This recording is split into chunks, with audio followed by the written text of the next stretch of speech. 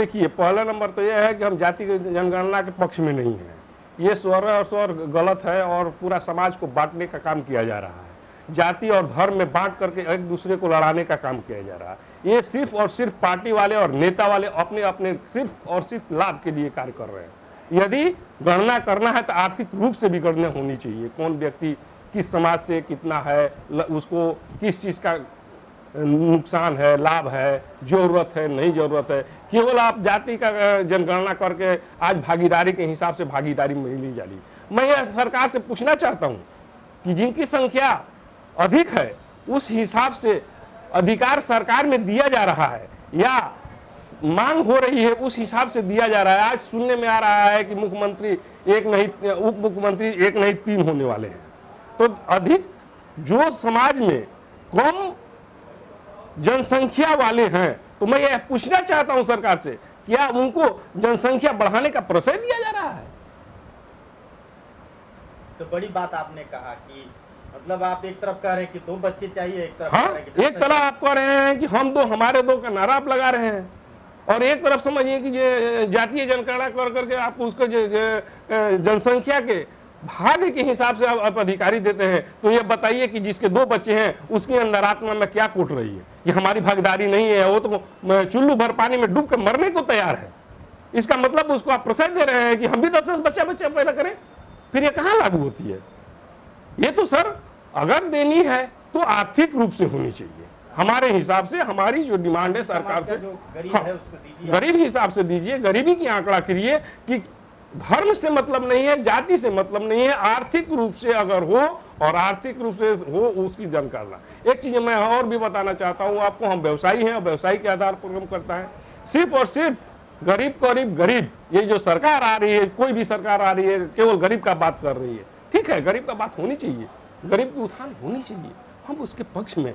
लेकिन हम लोगों के बारे में कुछ नहीं सोचा जा रहा, क्योंकि व्यवसायी टैक्स देता है। हम लोग आज 10 लाख 11 लाख रुपया टैक्स देते हैं। कोई आज जीएसटी लागू हुआ, जीएसटी अगर लागू नहीं होता तो ये सरकार आपकी डूब जाती। जो वैक्सीन बनाई गई है, जितना वैक्सीन का खर्चा आया है, सिर्फ और सिर्फ सरकार बची है तो आपको जीएसटी की वजह से बची हुई है।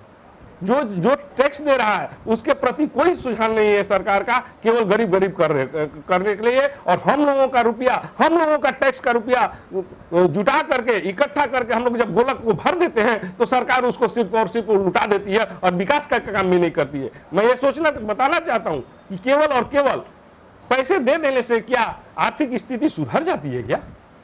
ये पैसे दे देने से और उसको कमजोर कर दिया जाता है और उसको निकम्मा बनाने का यह प्रयास कर रही है सरकार, ताकि वो लोग निकम्मे बने और हमको केवल और केवल पैसा अपना वोट देते रहे और हमारी अपना राजनीति चले। जी सर। हाँ जी, उनको फ्री में यदि भोजन मिल जाए, सब कुछ मिल जाए तो काम करेंगे ही नहीं। आप देखिए, स्वाभाविक चीज है। आप अपने से भी सोच सकते हैं इस चीज को।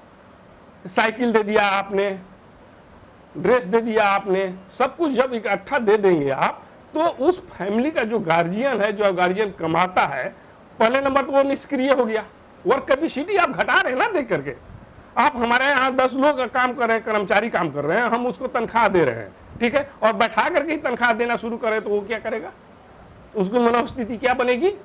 उसकी प्रक्रियाएं क्या होगी?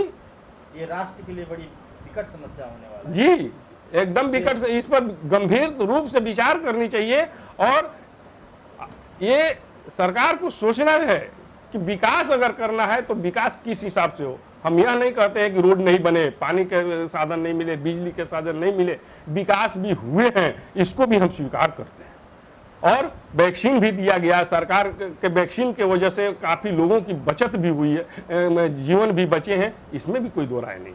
लेकिन कुछ न कुछ जो टैक्स देते हैं उनके प्रति क्या है? केवल आप हम लोगों से लेंगे, हम लोगों को कुछ नहीं देंगे। सोचना होगा कि किस तरह से इनका रोजगार और डेवलप कैसे हो, हमें सुविधा मिले। जीएसटी आप दिया गया है 3 तारीख से 5 तारीख तक आप रिफाइन करने नहीं, 3 दिन डिफॉल्टर होता है तो 5000 रुपया का समझिए कि आपको फाइन लग जा रहा है।